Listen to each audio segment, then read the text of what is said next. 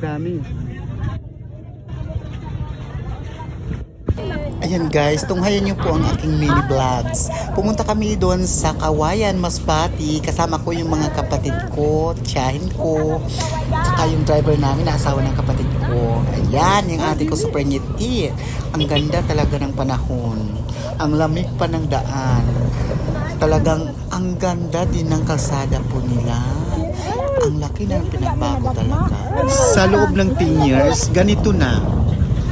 Grabe, laki na pinagbago. Puro sementado na.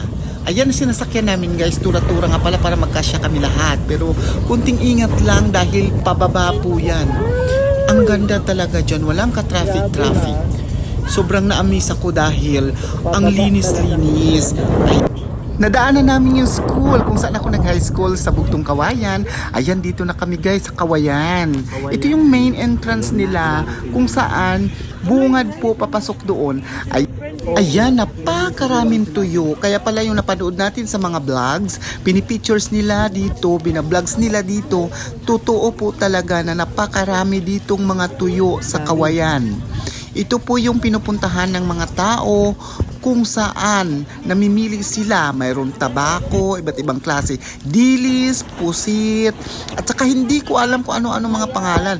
May bagoong na dilis. At saka iba't ibang klaseng mga tuyo na naandyan. Kaya guys, kung madaanan nyo to, dito lang po to sa Masbate, Kawayan.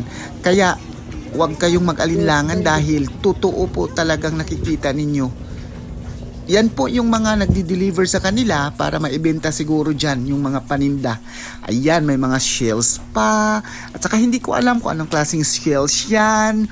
At saka meron ding itong pating na tinatawag nila. Ayan, kinikilo.